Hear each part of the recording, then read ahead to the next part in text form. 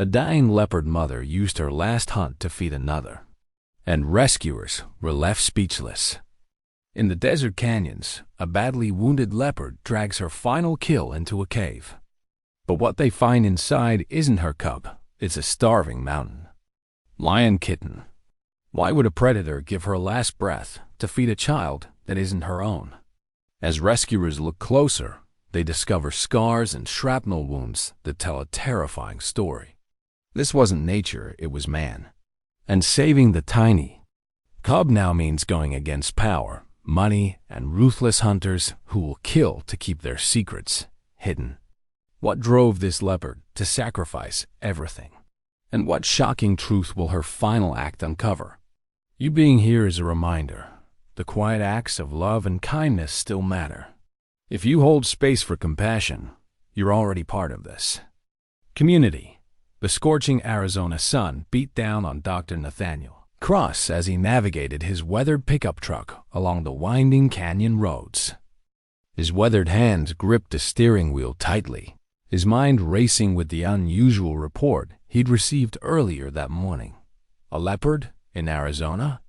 It seemed impossible, yet the urgent calls from local ranchers couldn't be ignored. Through his open window, the desert air carried the familiar sense of sage and sun-baked rock.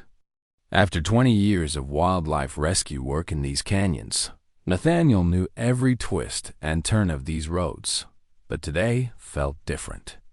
Something about this call set his instincts on edge. Leopards aren't native here, he muttered to himself, checking his tranquilizer kit for the third time. Someone's probably spotted a mountain lion and gotten confused.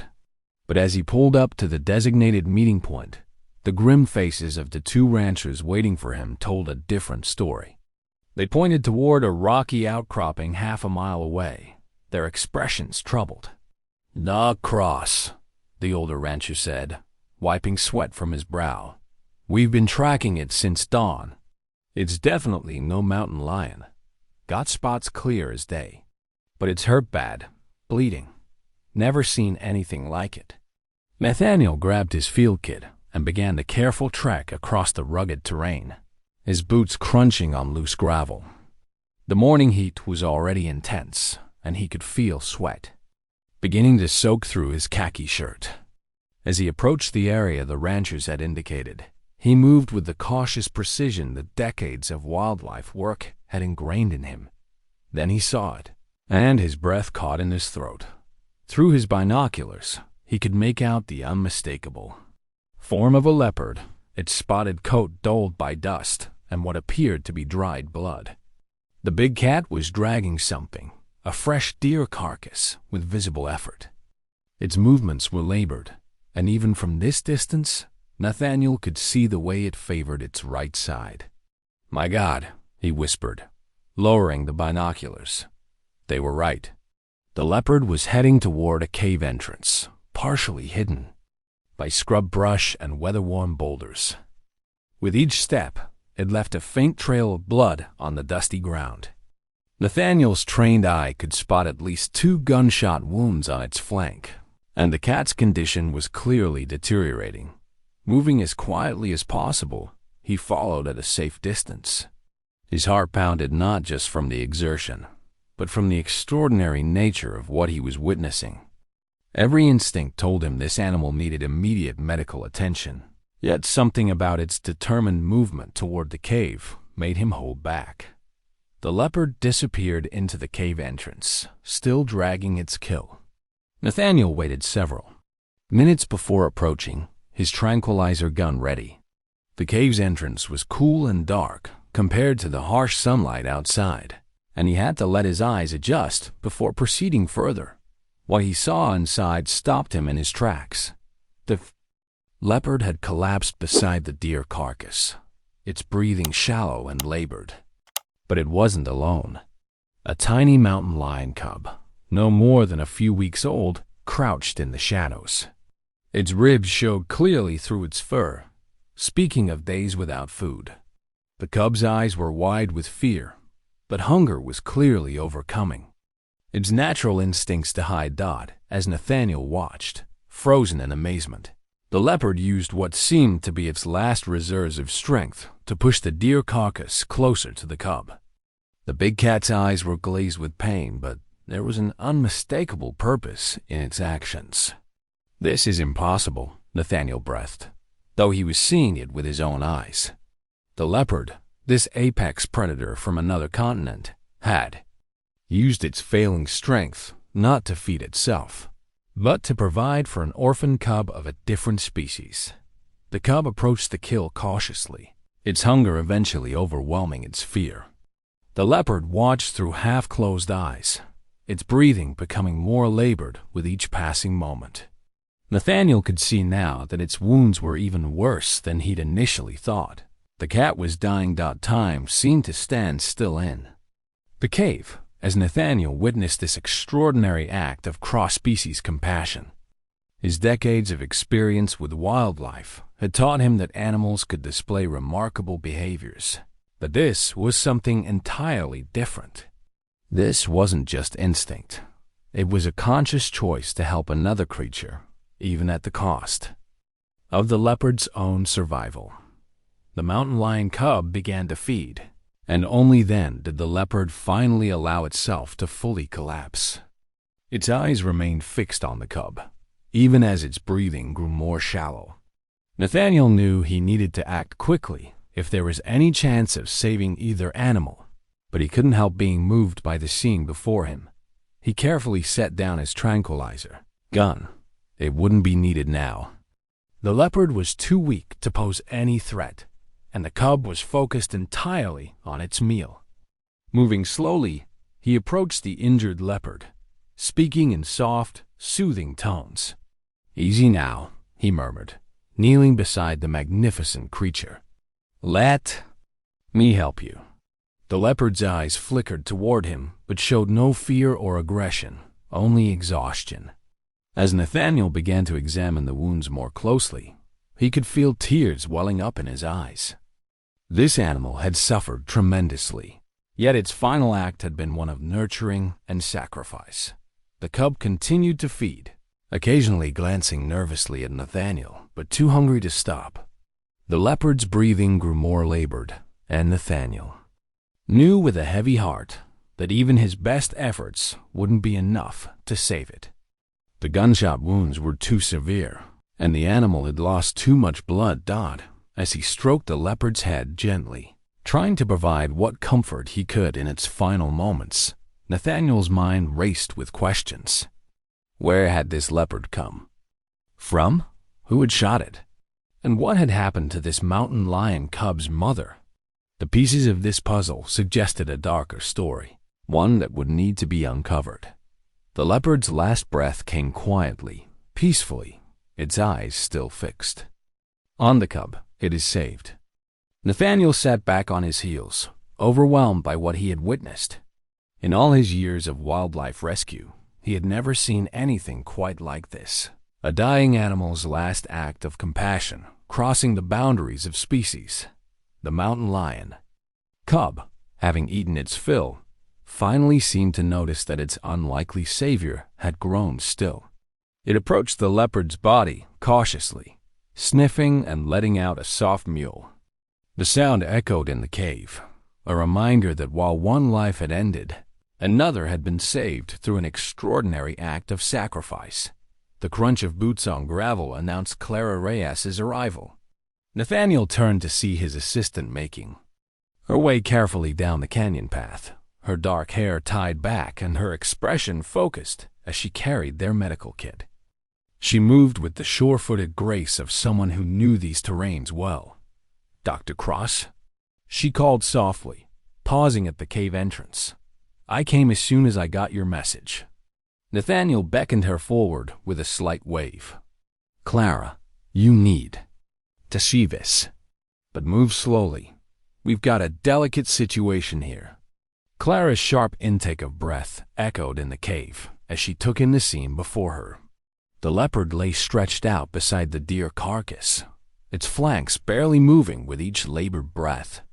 The mountain lion cub was still feeding, though it looked up nervously at Clara's arrival. "This can't be right," Clara whispered, setting down her kit. A leopard? Here in Arizona? She moved carefully to kneel beside Nathaniel, her trained eyes already assessing the situation. And is that a mountain lion cub? It's real enough, Nathaniel confirmed. And what we're seeing, it's extraordinary. This leopard brought down that deer specifically to feed this cub, a cub that isn't even her own species. Clara pulled on her examination gloves, her movements deliberate and gentle as she began to check the leopard's vital signs. She's in terrible shape, Nathaniel. These wounds. Her fingers probed carefully along the leopard's side, and the big cat didn't even flinch, a worrying sign of how weak she had become. What do you see? Nathaniel asked, though he already suspected the answer. Clara's face hardened as she found what she was looking for. There's shrapnel embedded in the flesh here and here. She pointed to several locations along the leopard's flank. These aren't natural injuries. Someone shot this animal, Nathaniel, multiple times from the look of it. The revelation hit Nathaniel like a physical blow. He had treated enough injured wildlife to know what gunshot wounds looked like, but the implications here were disturbing. This wasn't a defensive shooting, he said grimly. Someone hunted her deliberately. But who would be hunting leopards in Arizona? Clara asked, already pulling supplies from their medical kit. They're not native here. This has to be connected to something illegal. The mountain lion cub had finished eating and was now watching them with wary eyes, pressed against the cave wall. It was clearly terrified, but too weak to flee. Its small size and unsteady movements suggested it was barely old enough to be weaned. Let's focus on what we can do right now, Nathaniel said, helping Clara prepare an IV line with fluids. This little one isn't going to survive without help, and maybe we can at least make her comfortable. He nodded toward the leopard. They worked together with the efficiency of long-time partners, Clara cleaning the wounds while Nathaniel maintained. The leopard remained eerily still, only the occasional twitch of her tail showing she was still conscious. Her eyes, though glazed with pain, never left the mountain lion cub. The maternal instinct is incredible, Clara murmured as she worked. She could have used that deer to feed herself, to try to recover. Instead, she shook her head in wonder. She chose to save another life instead of her own, Nathaniel finished. The weight of what they were witnessing settled over them both. This wasn't just a rescue anymore. They were bearing witness to something profound. The mountain lion cub let out a small mew, and to their amazement, the leopard responded with a soft chuff, a sound typically used by big cats to reassure their young. The interaction between these two different species left both rescuers momentarily speechless. We can't just walk away from this, Nathaniel, Clara said finally, voicing what he had already decided. Someone shot this leopard. Someone is hunting exotic animals out here illegally. And what happened to this cub's real mother? Nathaniel nodded grimly. No, we can't walk away. There's something very wrong happening here, and these animals are paying the price. He looked at the cub, so small and vulnerable, then back at the dying leopard who had given everything to save it. We need to get to the bottom of this. Clara finished bandaging the worst of the wounds, though they both knew it was palliative care at best. The leopard had lost too much blood, and the internal damage was too severe. But at least they could ensure she wasn't in pain for her final moments. The cub will need round-the-clock care, Clara said, already making mental preparations. It's too young to survive on its own. We'll take it back to the sanctuary, Nathaniel agreed. But first, we need to document everything here. These wounds, the shrapnel, it's all evidence of something criminal. Someone needs to be held accountable. For this, they worked methodically, taking photographs and collecting samples of the shrapnel they could safely remove. The leopard's breathing grew more shallow with each passing minute, but her eyes remained fixed on the cub she had chosen to save. The scene before them represented both the worst and best of nature. The cruelty of whatever human activity had led to this moment, and the unexpected compassion of a dying predator choosing to save a life rather than take it. As Nathaniel and Clara continued their work, they knew they had stumbled onto something much bigger than a simple wildlife rescue. The mountain lion cub had curled up near the leopard's head, seemingly understanding on some level that its unlikely protector was fading. The bond between them, formed in desperate circumstances and crossing the boundaries of species, spoke to something deeper than mere instinct. It was a reminder of why Nathaniel had dedicated his life to protecting these creatures, and why he couldn't ignore the darker mystery behind this extraordinary scene. As Clara worked to stabilize the leopard's vital signs, Nathaniel stepped back and surveyed the cave, his trained eye catching details he'd missed in the initial rush to help. Something wasn't adding up. Leopards weren't just rare in Arizona. They didn't exist here at all. The nearest wild populations were thousands of miles away. "Clara," he called softly, not wanting to startle either animal. "Come look at this." He pointed to marks on the leopard's neck that weren't from her current injuries. "See these old scars?" Clara carefully made her way over, her medical gloves stained with the big cat's blood. She squinted at the marks. "They look like collar marks?" "Exactly." Nathaniel ran his hand through his hair, a habit when he was piecing together a puzzle. This wasn't a wild leopard that somehow wandered here. She was kept in captivity. But that means... Clara's eyes widened as the implications sank in. Someone brought her here.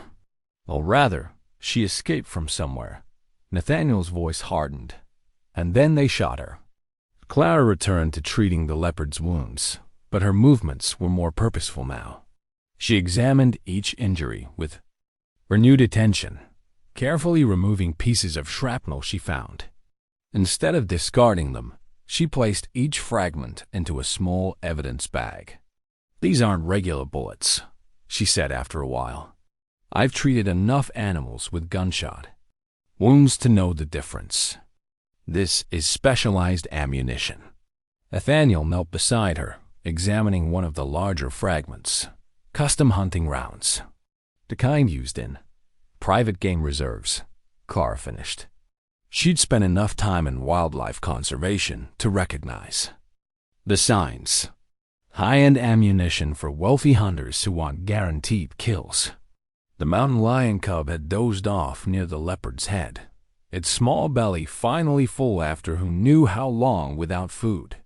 The leopard's breathing was becoming more labored, but she remained conscious, as if holding on through sheer willpower. "We need to check records of any private hunting operations in the area," Nathaniel said, his voice low. "Someone with enough money and influence to import exotic animals and keep it quiet."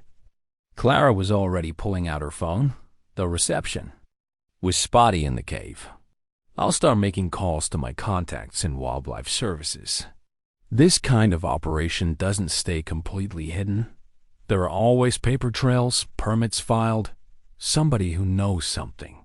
As she stepped toward the cave entrance to find better signal, Nathaniel moved closer to the leopard. Her eyes, though clouded with pain, met his with an intelligence that made his chest tighten. He'd worked with wild animals for decades, but moments like these still struck him deeply.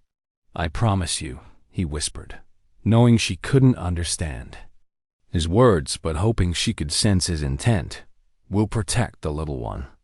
Whatever you've escaped from, whoever did this to you, we'll make sure they can't hurt anyone else." The leopard's tail twitched slightly, and she made a soft sound, not quite a purr, but something similarly peaceful. Despite her grievous injuries, she seemed more relaxed now that the cub was safe and fed. Clara returned, her expression grim. "Nathaniel, we might have a problem. My contact at Wildlife Services mentioned rumors about a new private reserve that opened up about 6 months ago. Very exclusive, very secretive. It's run by a man named Keene, some kind of international. Business tycoon. What kind of rumors? The kind that never quite become official reports. Missing animals, unusual shipments, local rangers being paid to look the other way. Clara lowered her voice. The kind of operation that might import exotic animals for rich clients to hunt in controlled conditions. Nathaniel felt a chill that had nothing to do with the cave's temperature.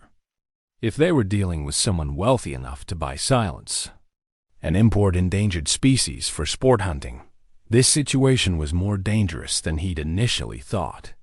"We need to document everything," he said, pulling out his camera. "Every wound, every piece of evidence. If this Keene is behind it, it'll have lawyers and influence. We'll need proof." As they worked, the leopard's breathing became more irregular. The 4 fluids had helped, but they couldn't reverse the massive internal damage from the gunshots. Nathaniel found himself speaking softly to her, praising her bravery, thanking her for her extraordinary act of compassion in saving the cub. "I've never seen anything like it," Clara said, watching the leopard gently nose the sleeping cub. She must have found it after its mother was killed, probably in one of their hunts. Instead of seeing it as prey, she saw a baby that needed help, Nathaniel finished. Even while bleeding out, she chose to hunt for it instead of herself. He shook his head in wonder. Sometimes animals show more humanity than humans do. The gravity of their situation was becoming clearer. If their suspicions about the private reserve were correct, they were about to challenge someone with significant resources and influence. Someone who clearly didn't hesitate to use deadly force to protect their interests. Clara seemed to read his thoughts. "We need to be careful how we handle this, Nathaniel. If King is really behind this, he's not going to want his operation exposed. And we're out here pretty isolated." "I know," Nathaniel agreed, checking the cub's vital signs while trying not to disturb its rest. "But we can't walk away. Not after this." He gestured to the extraordinary scene before them. A dying leopard who had crossed species boundaries to save an orphaned cub, defying both nature and her captors in one profound act of compassion. The leopard's eyes were starting to glaze over, her breathing becoming more shallow. Despite their best efforts, they could see she was slipping away. Yet she maintained her protective position near the cub, her body curled slightly around it even as her strength faded. "We'll need help," Clara said, already thinking ahead. "Official channels, people we can trust. This isn't something we can handle alone." Nathaniel nodded, his jaw set with determination. "First, we make sure this little one survives," he said, looking at the sleeping cub. "Then we make sure everyone knows what happened here. Whatever it takes." The weight of their discovery settled over them both. What had started as an unusual rescue call had unveiled something far more sinister, a web of corruption and cruelty that had led to this moment. But it had also revealed something beautiful, an act of cross-species compassion that defied explanation. As they continued their work, gathering evidence and monitoring both animals, Nathaniel and Clara exchanged knowing looks. They were now part of something bigger than themselves, a story that needed to be told. But first, they had to ensure they survived to tell it. Clara's research into the ammunition yielded disturbing results. She returned to the cave entrance where Nathaniel was monitoring the leopard's declining condition, her tablet clutched tightly in her hands. "I found something," she said, her voice tight with concern. "The ammunition fragments match a special order hunting round. They're custom-made for only one buyer in this region, Douglas Keene." Nathaniel looked up from where he was checking the leopard's pulse. "Keene? The rancher?" "More than just a rancher," Clara said, showing him the screen. "On paper, he owns about 10,000 acres of desert property. But locals say there's more going on behind those fences than cattle ranching."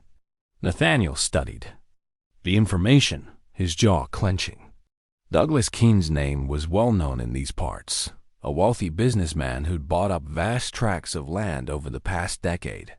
He maintained a carefully crafted public image as a successful rancher and philanthropist.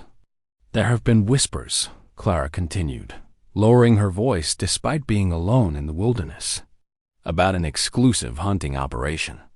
The kind where very rich people pay very large amounts of money to hunt animals that shouldn't be here in the first place. The leopard stirred weakly beside them, her breathing labored. Looking at her wounds with this new knowledge, Nathaniel could piece together what had happened. She'd been someone's trophy hunt, but she'd escaped, despite her injuries. Instead of hiding away to die, she'd made one final hunt to feed a starving cub that wasn't even her own. "How deep does this go?" Nathaniel asked, though he dreaded the answer. Clara scrolled through more documents on her tablet. Keene has connections everywhere. Local government, law enforcement, wildlife services. Anyone who might ask questions gets paid not to. The few who've tried to investigate have either backed off or... She left the sentence unfinished. The mountain. Lion cubs stirred in its sleep, pressing closer to the leopard's warmth. Nathaniel watched them both, feeling the weight of responsibility settling heavily on his shoulders. This wasn't just about saving two animals anymore. They'd stumbled onto something much bigger and far more dangerous. The cub's mother, Nathaniel said slowly, connecting the dots. She was probably hunted on Keene's preserve, too. That's why. This little one was starving out here alone. Clara nodded grimly. From what I've heard, the hunts aren't exactly sporting. Animals are often confined to small areas, sometimes even drugged to make them easier targets. It's about guaranteed kills for wealthy clients who want exotic trophies. The leopard's presence in Arizona suddenly made terrible sense. She would have been imported illegally, kept in captivity until someone paid enough money to hunt her. But she'd survived their shots and escaped, only to find another victim of their cruelty in need of help. "We have to stop this," Nathaniel said firmly, though his voice shook slightly. "We can't let them keep doing this." "Nathaniel," Clara warned, "Keene isn't someone to take lightly. He's got money, influence, and probably a lot of people on his payroll who are willing to make problems disappear. If we go after him..." "I know," he interrupted, "but look at them." He gestured to the leopard. "And Cub. She's dying because someone wanted to hang her head on their wall. That cub lost its mother to the same kind of senseless cruelty. If we don't stand up to this, who will?" Clara was quiet for a long moment, then nodded. "You're right. But we need to be smart about this. Keene's been operating for years without getting caught. He'll have contingency plans, lawyers, ways to discredit anyone who threatens his operation. Then we'll gather evidence they can't ignore," Nathaniel said, already reaching for his camera again. "We document everything. The wounds, the ammunition, the leopard's presence here. We find out where his preserve is, prove what he's doing." The gravity of what they were undertaking hung in the air between them. This wasn't like their usual wildlife rescues, where the biggest risks were from injured animals or rough terrain. They were preparing to challenge a powerful man who had built an empire on illegal hunting, someone who wouldn't hesitate to protect his interests. The leopard's labored breathing reminded them that time was running out. She was living proof of Keene's operation, but she wouldn't survive much longer. The cub pressed against her was their other key piece of evidence, a living victim of the preserve's cruel practices. "First priority is keeping this little one alive," Nathaniel said, checking the cub's condition again. "It's not just about saving one animal anymore. This cub could be the key to exposing everything Keene's been doing." Clara began gathering their medical supplies, her movements precise and determined. "I'll make some calls to people I trust. We need to line up support before we move against Keene, and we need somewhere safe to take the cub, somewhere he won't think to look." Nathaniel stroked the leopard's head gently, marveling at how she still tried to purr despite her pain. Her sacrifice would not be in vain. They would make sure of that. Clara's fingers moved swiftly over their medical supplies, packing only the essentials they would need for the cub.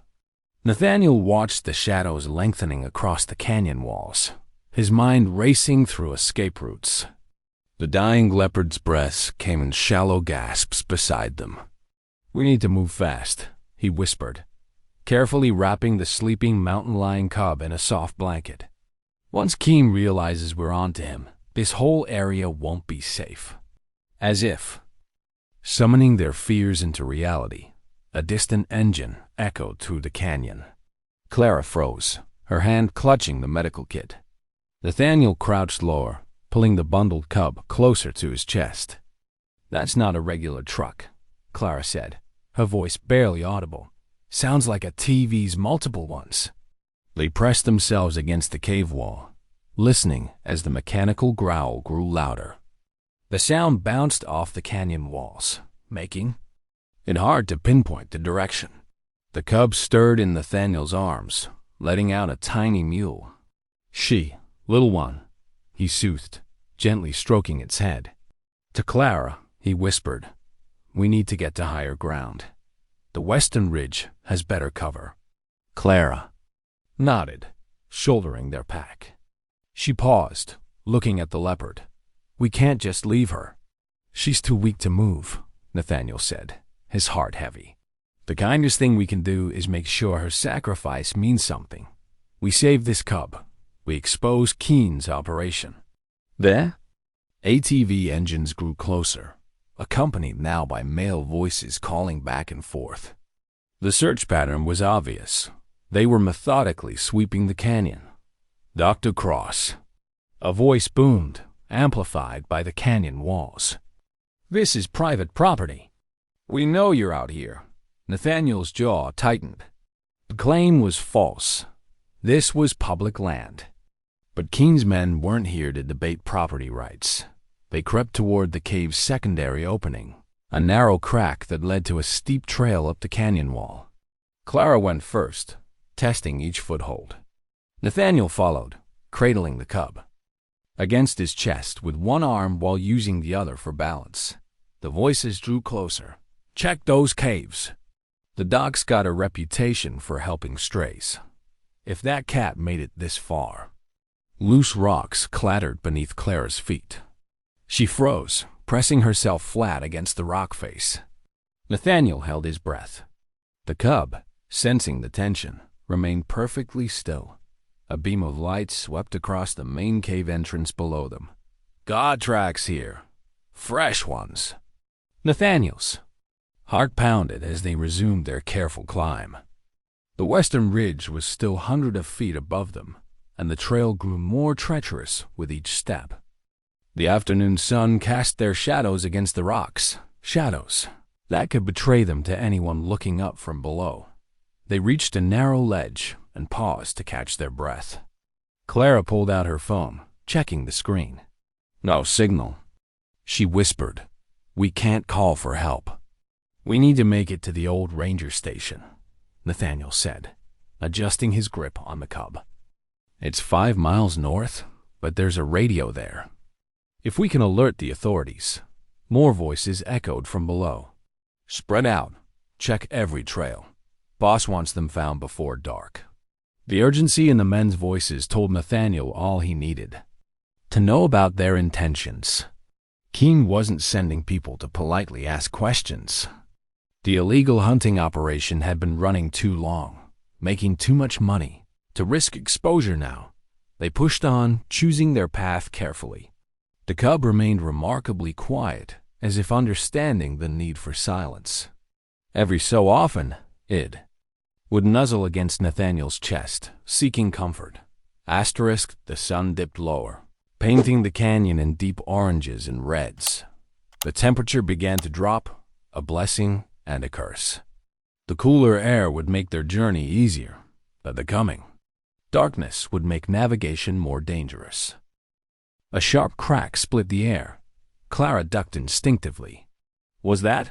"Warning shot," Nathaniel confirmed grimly. They're letting us know they're armed. They quickened their pace, staying low where possible. The ridge trail narrowed dangerously in places, forcing them to edge along with their backs to the wall. Far below, they could see the ATVs moving like angry insects, their headlights cutting through the growing shadows. They're going to have night vision equipment, Clara said between careful steps. We need to find shelter before dark. Nathaniel knew she was right. They couldn't keep climbing indefinitely. The cub needed water soon, and their own stamina wouldn't last forever. But stopping meant risking discovery. Another shot rang out, closer this time. Small rocks showered down from where the bullet struck the canyon wall above them. The cub trembled. In Nathaniel's arms. They're not trying to hit us, he realized. They're hurting us, trying to force us down into the canyon bottom where they can surround us. Clara's eyes widened with understanding. Like a hunt. The word hung between them, heavy with meaning. They were being treated like the other animals that had fallen victim to Keen's operation. Cornered, terrorized, and eventually trapped. There's a cave system ahead, Nathaniel said, remembering the terrain from previous rescue missions. If we can reach it before dark, we might be able to lose them inside. Won't they just wait us out? Maybe, but they don't know these caves like I do. There's more than one way out. They pushed on, their muscles burning from the effort. The cub had started making small distress sounds, picking up on their fear. Nathaniel whispered soft reassurances, though he knew the animal couldn't understand the words. The cave entrance appeared ahead, a dark maw in the rock face. They had almost reached it when a spotlight beam swept across their position. Shouts erupted from below. There, on the western trail. Get up there. Don't let them reach those caves. The sound of ATVs revving echoed through the canyon as Keen's men raced to cut off their escape route. Clara and Nathaniel abandoned caution for speed, scrambling the final distance to the cave entrance. They ducked inside just as another shot cracked against the rocks. The darkness swallowed them whole. Clara fumbled for her flashlight, keeping. The beam pointed downward to minimize its visibility from outside. The cub pressed closer to Nathaniel, trembling. How well do you really know these caves? Clara whispered. Nathaniel adjusted his hold on the cub, his expression determined in the dim light. Well enough to know we're not finished yet. Not by a long shot. The sounds of their pursuers grew louder outside, but the cave's twisting passages offered hope.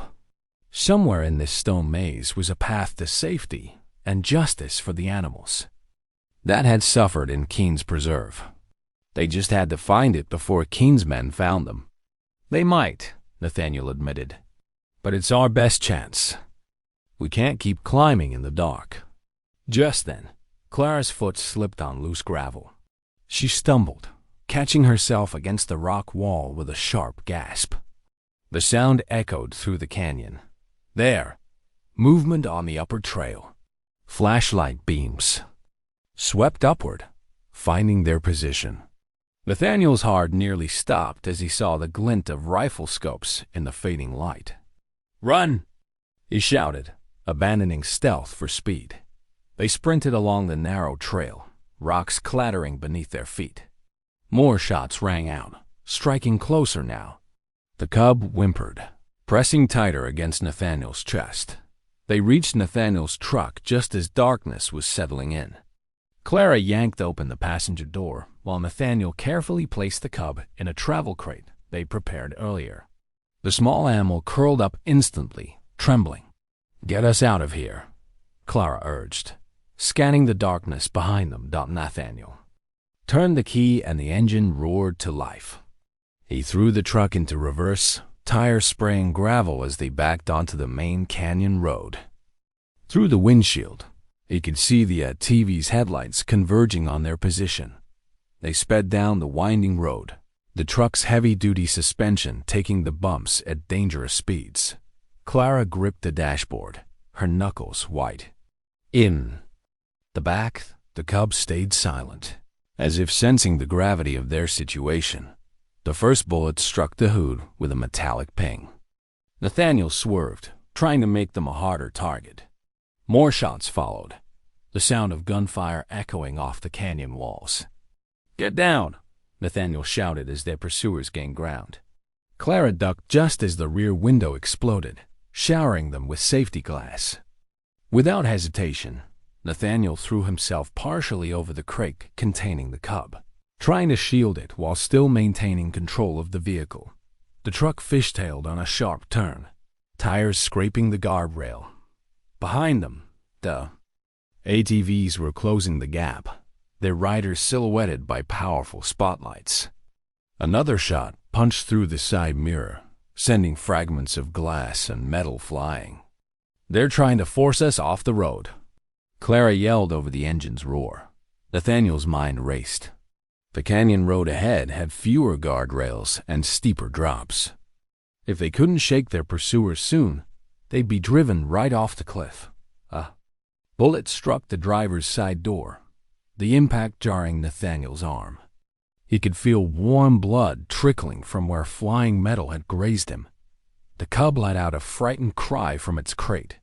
"Hold on," Nathaniel warned, spotting a familiar turnoff ahead.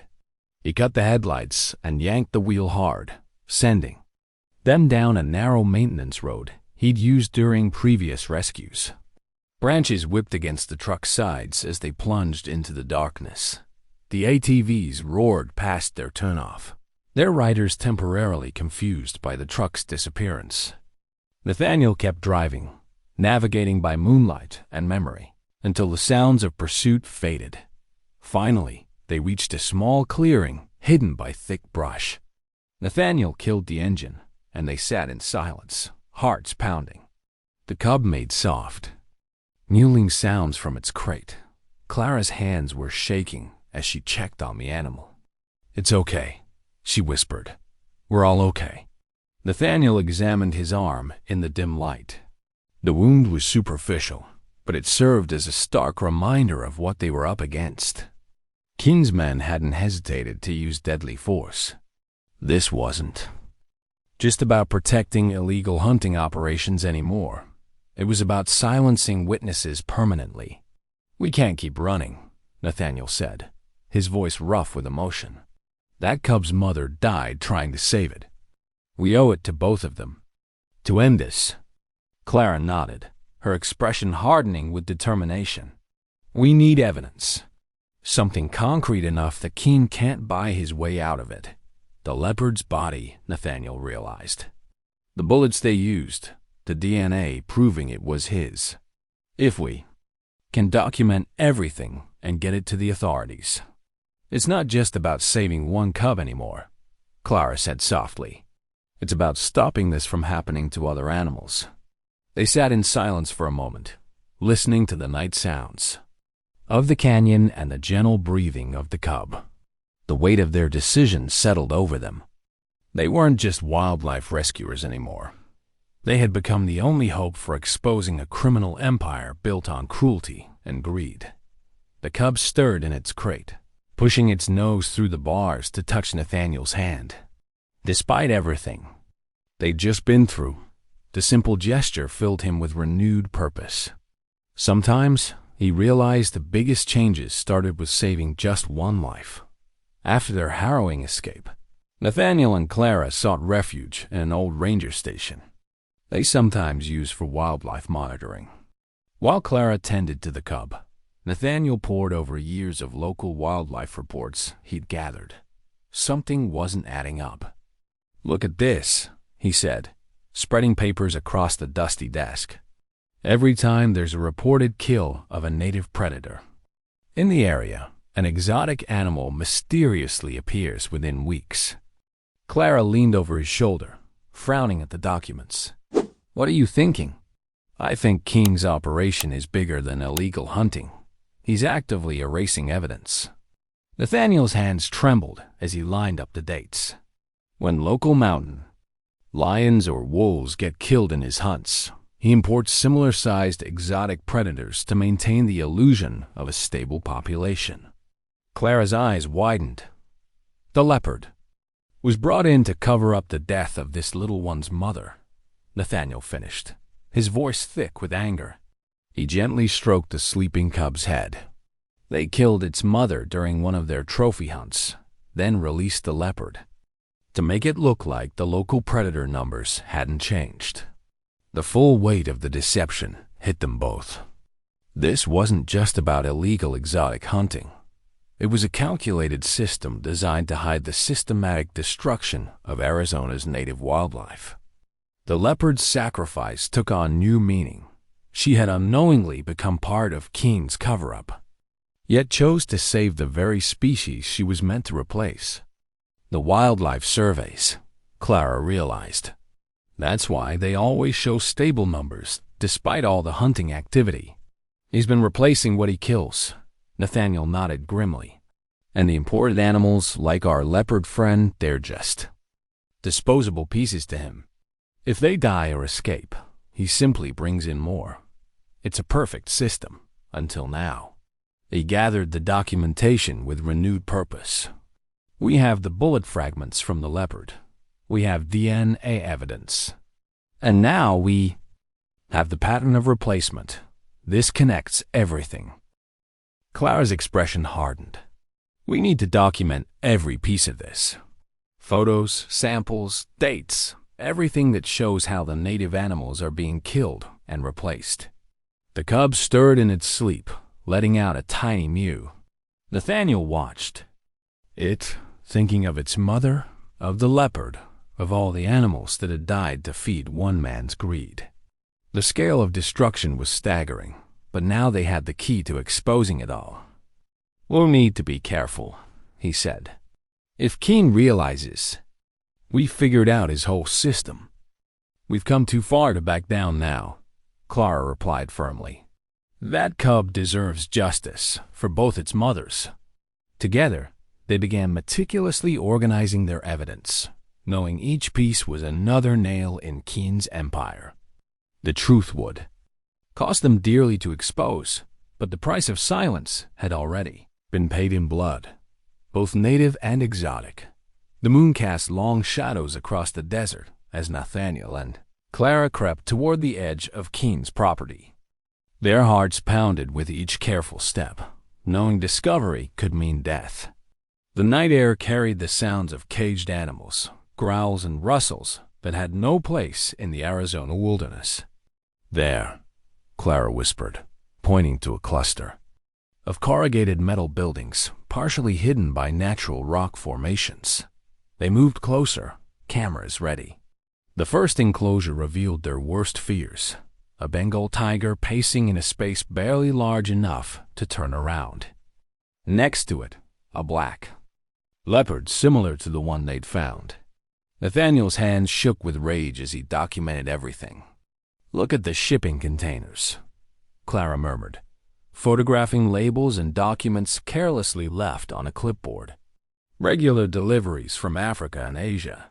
He's bringing them in constantly. A sudden sound made them freeze. Footsteps crunched on gravel nearby. They pressed themselves against a wall, barely breathing as a guard passed within feet of their position. Only when his flashlight beam disappeared did they dare move again. We need to go, Nathaniel whispered. We have enough. For now. They retreated carefully, but their victory was short-lived. As they approached Nathaniel's field shelter where they'd been keeping the cub, orange flames lit up the night sky. 3 of Keen's men stood watching the wooden structure burn. No. Nathaniel's cry tore from his throat. The cub was inside, hidden in a secure cage. Without hesitation, he sprinted toward the inferno. Nathaniel, wait. Clara called after him, but he was already charging through the door. Smoke filled his lungs as he stumbled through the burning shelter. The heat was overwhelming, but he could hear the cub's frightened cries. Following the sound, he found the cage and fumbled with the latch. The cub huddled against him as he scooped it up, but the smoke was too thick now. He couldn't find the door. His lungs burned and his vision blurred. Just when his legs began to give out, hands grabbed him from behind. Clara had followed him in. She dragged both him and the cub toward a faint rectangle of light.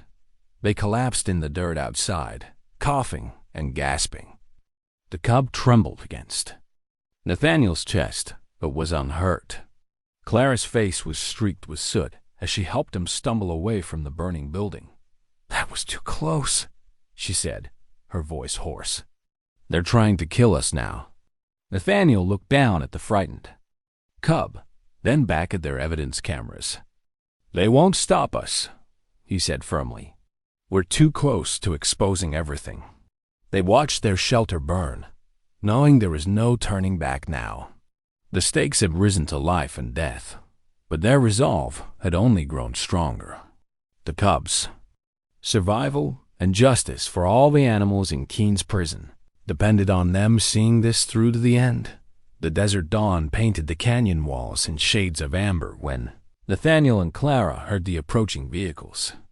They had spent the night moving the mountain lion cub to a new hiding spot after the fire, exhausted but vigilant.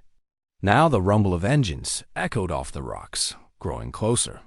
"They found us," Clara whispered, clutching her backpack containing their evidence cameras. 3 black SUVs appeared on the narrow dirt road, kicking up dust clouds. They formed a semicircle, trapping Nathaniel and Clara against the canyon wall. The mountain lion cub pressed against Nathaniel's legs. Trembling Douglas, Keene stepped out of the center vehicle, his expensive boots crunching on gravel. Forearmed. Men flanked him, rifles ready. His face was twisted with cold fury. "I've grown tired of this game, Dr. Cross," Keene called out, his voice carrying across the morning air. "You've become more trouble than I expected." Nathaniel stood his ground, positioning himself in front of Clara and the cub. "It's over, Keene. We have everything. The smuggling operations, the illegal hunts, all of it." Keene's laugh was harsh. "And who exactly are you planning to tell? The local sheriff? He's on my payroll? The state police? I own half the department." He gestured to his men. "You're going to hand over that camera and that worthless cub. Then we'll discuss how to ensure your continued silence." Clara's hand moved slowly to her pocket while Keene spoke. Her fingers found her phone, and with practiced movements, she activated the live stream app she'd set up the night before. The red recording light blinked silently. "You're going to murder us like you murdered that leopard?" Nathaniel's voice was steady despite his racing heart. "Like you've murdered countless other animals for your rich clients' entertainment. Murder?" Keene stepped closer, his confidence growing. "This is business, Dr. Cross. There's a market for exotic game hunting. I simply provide the service.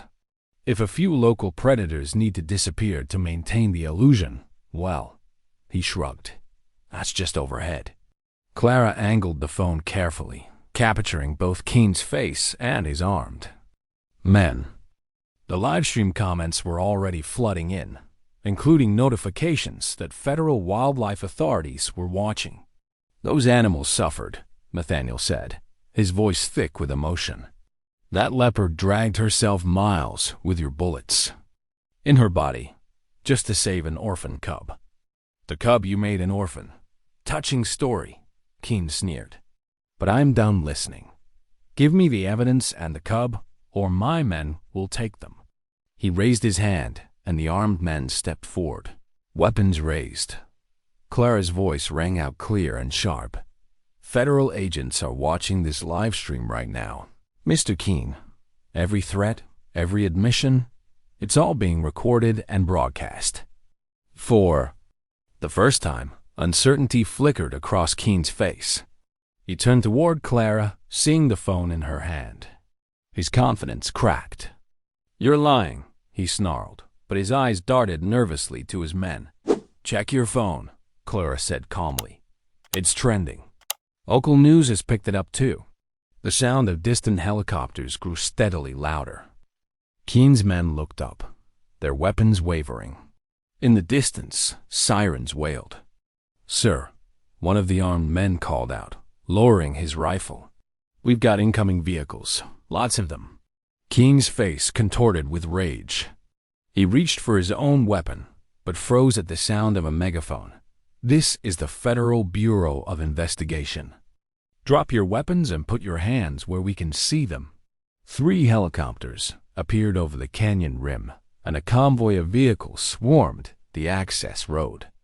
FBI agents in tactical gear poured out, training weapons on Keen and his men. No, Keen whispered, watching his empire crumble in real time. His men were already dropping their rifles, hands raising in surrender. Clara kept screaming as federal agents took Keen into custody, reading him his rights while he shouted threats and accusations. Other teams moved past them toward the preserve, armed with warrants to free the captured animals and document the operation. The mountain lion cub pressed against Nathaniel's leg, no longer trembling. Somehow, it seemed to sense the change in the air, the end of one chapter and the beginning of another. Quick thinking, Nathaniel said softly to Clara. Watching Keen being led away in handcuffs, Clara finally lowered her phone, ending the stream. That had brought down a criminal empire. Sometimes the best weapon is simply showing the truth to the world, she replied, her voice tired but satisfied. The autumn sun cast long shadows across the juniper-dotted hills as Nathaniel watched the mountain lion cub explore its new home. The sanctuary's sprawling acreage stretched before them, a paradise of rocky outcrops and sheltering trees. The cub, no longer the starving creature they'd found months ago, moved with growing confidence through the tall grass. "Look how strong he's become," Clara said softly, standing beside Nathaniel at the observation point. The cub's coat gleamed with health, muscles rippling beneath as it investigated a butterfly. Nathaniel nodded, his throat tight with emotion. "Hard to believe it's the same cub we found that day." They turned away from the viewing area and walked the short distance to a quiet spot under an ancient juniper tree. A simple stone marker lay there, placed with care over the grave of the leopard mother. Nathaniel knelt beside it, his fingers brushing the smooth surface of the rock. "She gave everything," he said quietly, "not even for her own cub, but for a stranger's child." The memory of that day was still vivid. The wounded leopard's determination, her final act of bringing food to an orphan cub of a different species. Clara placed a gentle hand on his shoulder. "She showed us what real courage looks like." "I was lost before this," Nathaniel admitted, his voice rough with emotion. "Going through the motions, treating injuries, releasing animals back to the wild. But this," he gestured to the grave, then toward the sanctuary where the cub played. "This reminded me why I chose this life in the first place." "Because every life matters," Clara said. "No matter how small or endangered. Even when it seems hopeless," Nathaniel agreed. "Even when the odds are stacked against us." He stood, brushing dirt from his knees. She could have used her last strength to save herself. Instead, she chose to save another. They watched as the cub bounded past a distant ridge, strong and free. Its future was secure now, protected within the sanctuary's boundaries. The sight filled Nathaniel's heart with a renewed sense of purpose. "You know," Clara said, "taking on Keen's operation wasn't just about saving one cub. You've helped change things for all the animals in this region." Nathaniel nodded, feeling the weight of the past months lift from his shoulders. The leopard's sacrifice had awakened something in him, a reminder that fighting for life, in all its forms, was a calling worth any risk. In saving the cub, he had found his own salvation, his own path forward. The juniper shadows lengthened as the sun descended, and the cub's playful calls echoed across the sanctuary. Life in all its resilient glory wound. Thank you for watching. If even one moment stayed with you, don't forget to subscribe. I'll be here tomorrow with another story that speaks to the heart.